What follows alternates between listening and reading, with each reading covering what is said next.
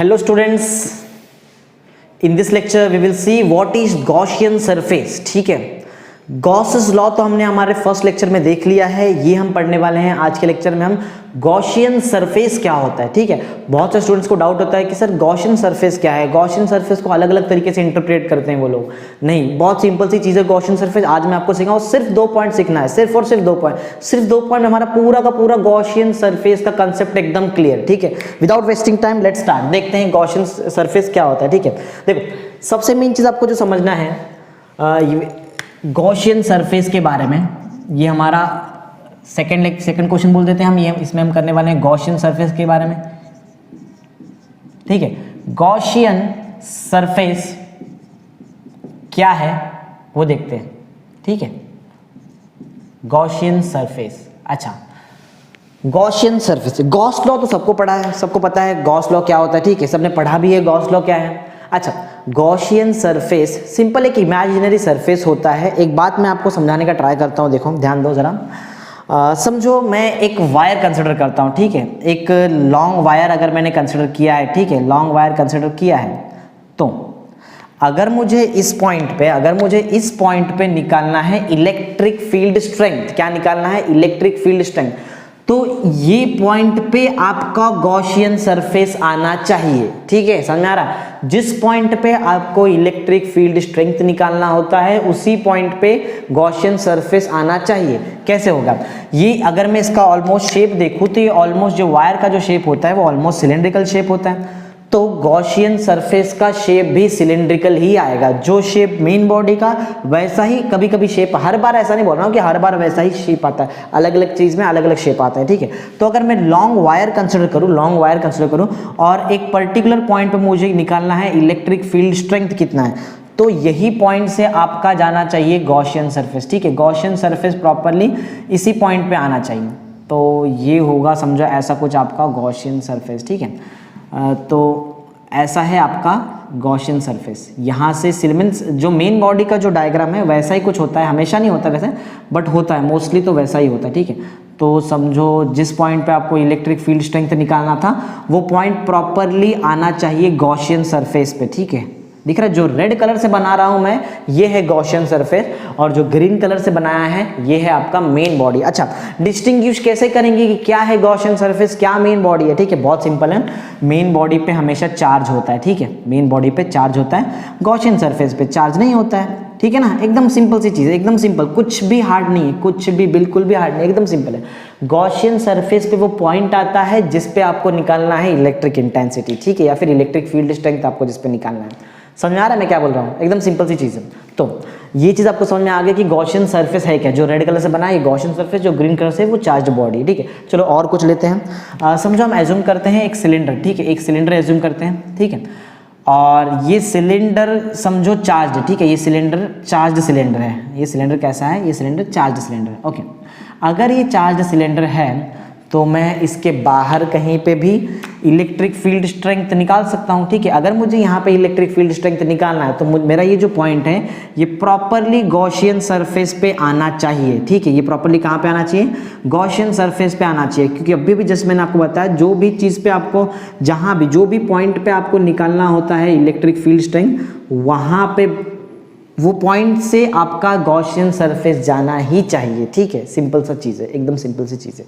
अच्छा, तो ये हो गया. अच्छा, आगे बढ़ते हैं. कुछ चीज़ मैं आपको एकदम क्लियर बता देता हूँ, एकदम क्लियर. जो मैं 2 पॉइंट में आपको बता रहा था ना, वो 2 पॉइंट को बताता हूँ, ध्यान देना.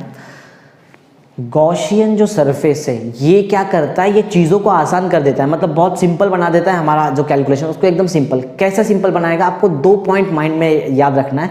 अगर वो 2 पॉइंट याद है तो आप प्रॉपरली गॉसियन सरफेस सेलेक्ट कर सकते हो. ठीक है, हर डेरिवेशन में आपको गॉसियन सरफेस लगने वाला है, जिसमें हम एप्लीकेशन पढ़ेंगे. ठीक है, ध्यान देना. Gaussian surface should be selected in such a way. Gaussian surface को आपको ऐसा सेलेक्ट करना है जिससे होगा क्या कि हर पॉइंट पे, ठीक है, गॉसियन सरफेस का जो भी पॉइंट है ना, सरफेस का जो भी सरफेस है, ये एक्चुअल में तो ये तो ऐसा सरफेस गया हुआ है ना, गॉसियन सरफेस पे जो भी पॉइंट है, हर पॉइंट पे magnitude of electric field strength uniform होना चाहिए. या तो जीरो होना चाहिए। क्या होना चाहिए? या तो यूनिफॉर्म होना चाहिए या तो जीरो होना चाहिए। ये पॉइंट आप माइंड में याद रखना, इससे सेलेक्ट करना इजी हो जाएगा गॉसियन सरफेस को। ध्यान से बोलता हूं, ध्यान से समझना, ध्यान से सुनो एकदम। Gaussian surface should be selected in such a way that the magnitude of electric field strength at every point on the surface of Gaussian sphere या और Gaussian cylinder बोल सकते हो। ये केस में तो हमारे लिए देखो, ये केस में सिलेंड्रिकल शेप है, ये भी सिलेंड्रिकल, हम सरफेस बोलते हैं, ज्यादा बेटर होगा। ध्यान से फिर से बोलता हूँ, ध्यान से सुनना। Gaussian surface should be selected in such a way that every point on the surface of the Gaussian surface must have uniform और zero magnitude of electric field strength। ठीक है, ये आप बोलने का सिंपल मतलब है, Gaussian surface जो है इसको आपको ऐसा सेलेक्ट करना है कि इस पे, इसके सरफेस पे जो भी पॉइंट्स है ना, जो भी पॉइंट्स है, हर पॉइंट पे magnitude of electric field strength या तो यूनिफॉर्म होना चाहिए या तो जीरो होना चाहिए। बस इतना ही सिंपल सी चीज। ये फर्स्ट पॉइंट आपको याद रखना है, ठीक है। लास्ट टाइम बोलता हूं, ध्यान देना, फिर मैं लिखने वाला हूं, ध्यान देना, सिंपल एकदम ध्यान से। Gaussian surface should be selected in such a way that the magnitude of electric field strength at every point on the surface या फिर at every point on the Gaussian surface must be either uniform और zero, दोनों में से एक होना चाहिए। ठीक है, समझ में आ रहा है? समझ में आ रहा है? तो हर पॉइंट पे यूनिफॉर्म आपको क्या मिलेगा? Magnitude of electric field strength. ये एक प्रॉपर्टी हो जाता है गॉसियन सरफेस का। ठीक है, तो इतना समझ लो, गॉसियन सरफेस पे हर एक पॉइंट पे अगर ई का वैल्यू मैं चेक करूँ तो सेम सेम आने वाला है। ठीक है, सिंपल सा चीज़ है। चलो, तो मैं आपको ये गॉसियन सरफेस तो मैंने आपको सिखा दिया है। इसका पहला पॉइंट आई होप सबको याद है। पहला पॉइंट मैंने क्या क्या बताया, जैसा पहला पॉइंट है सेम वैसा ही सेकंड पॉइंट भी है। तो पहला पॉइंट तो आपको जैसा मैंने सिखा दिया है, तो उसके हिसाब से हम क्या करते हैं, उसके हिसाब से पहले फर्स्ट पॉइंट लिख लेते हैं, फिर आगे देखेंगे। ठीक है, तो स्टार्ट करते हैं। जैसे मैंने आपको यहाँ पे जो पॉइंट बोला वही पॉइंट मैं वहाँ पे लिखने वाला हूँ, कुछ नया पॉइंट नहीं है। ठीक है, तो एकदम ध्यान देना। ठीक है, तो पॉइंट ऐसा है कि द गॉसियन सरफेस, ये पहली बात तो एक इमेजिनरी सरफेस है, इतना समझ लेना। ठीक है, तो गॉसियन सरफेस सेलेक्ट कैसे किया जाता है उसका प्रॉपर्टी बता रहा हूं। ठीक है, कैसे सेलेक्ट किया जाता है? Gaussian surface should be selected, Gaussian surface should be selected in such a way, ऐसा आपको सेलेक्ट करना है। ठीक है, इन सच अ वे दैट क्या यूनिफॉर्म होना चाहिए या फिर जीरो होना चाहिए? Magnitude of electric field strength. ठीक है, दैट द मैग्नीट्यूड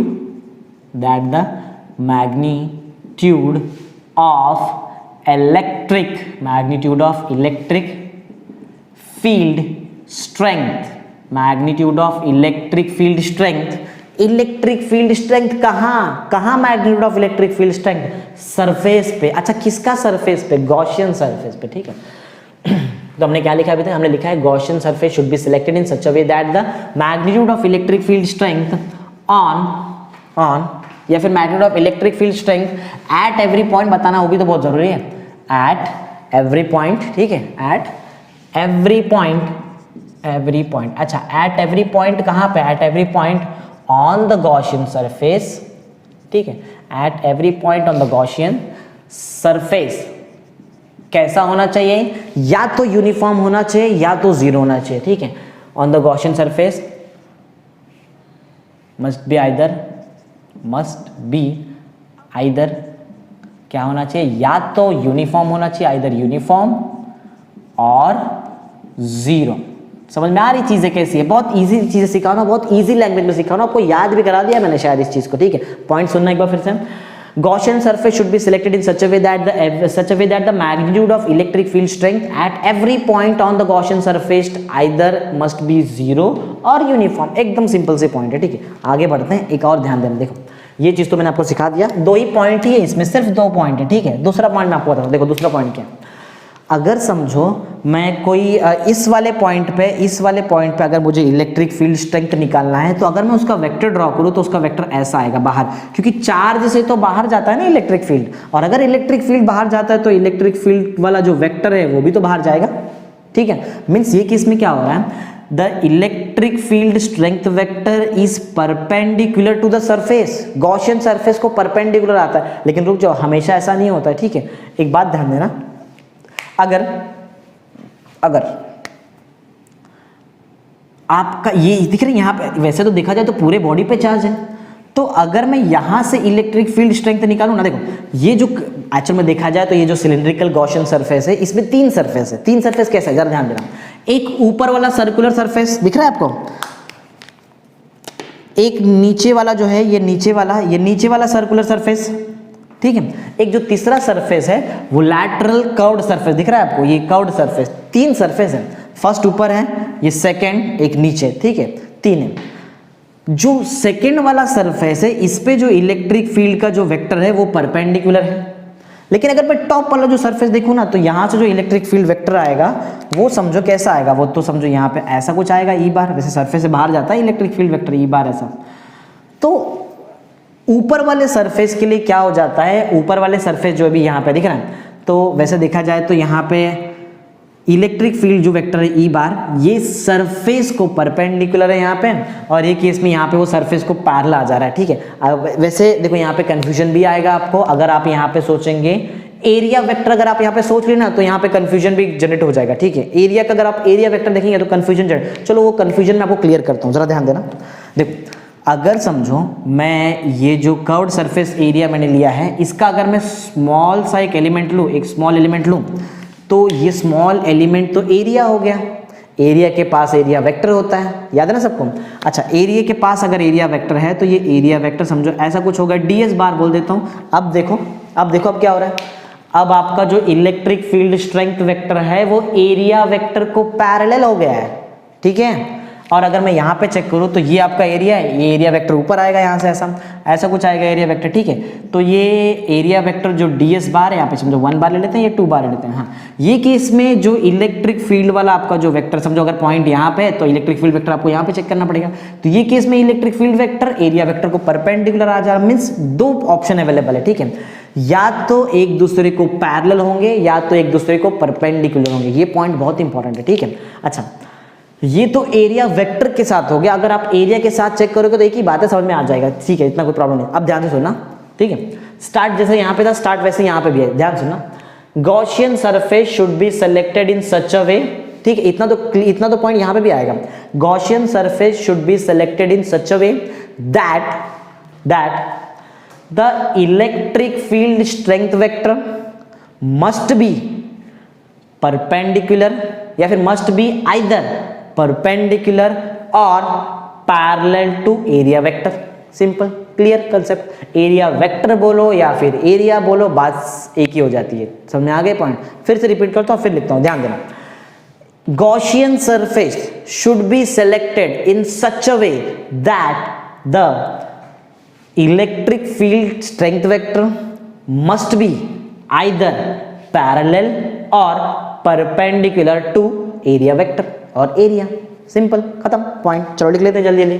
तो अब मैं इस चीज को रब कर देता हूं क्योंकि आपको समझ में आ चुका है सारी चीजें, ठीक है। ये डायग्राम बनाने की जरूरत नहीं है, ये डायग्राम सिर्फ और सिर्फ तुमको समझाने के लिए था कि कैसे मैं वो पॉइंट बनाया। देखो हर पॉइंट में सिर्फ लिखा रहा हूं, इसका मतलब नहीं कि हम डायरेक्ट रट्टा करके वहां पे लिख दे रहे। हर एक पॉइंट का मतलब मैं आपको समझा रहा हूं, फिर हम वहां पे पॉइंट लिखते हैं, क्योंकि लिखना भी बहुत जरूरी है। एग्जाम में आपको लिखना है, एग्जाम में वहां पे आपको सिखाना नहीं है, ठीक है। तो वहां पे एक्सपेरिमेंटल काम नहीं करना है, यहाँ सीख लो, वहां पे जाके आपको लिखना है, ठीक है। तो पॉइंट ऐसा है यहाँ पे अभी कि स्टार्टिंग तो सेम ही है, ठीक है। Gaussian surface should be selected, Gaussian surface should be selected in such a way, ठीक है। Gaussian surface should be selected in such a way that, कैसे सेलेक्ट किया हमने, दैट द, क्या याद है इसमें क्या है, that the electric field strength vector या तो परपेंडिकुलर या तो पैरेलल, ठीक है। दैट द इलेक्ट्रिक फील्ड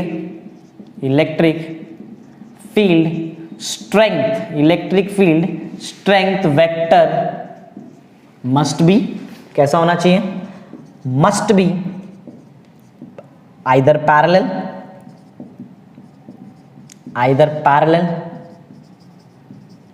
और perpendicular to what, perpendicular to area लिखो आप या फिर एरिया वेक्टर लिखो, एक ही बात समझ में आता है, ठीक है, ठीक है। और ये एरिया किसका है समझ में आया ना, ये एरिया आपको समझ में आना है गॉसियन सरफेस का है, ठीक है।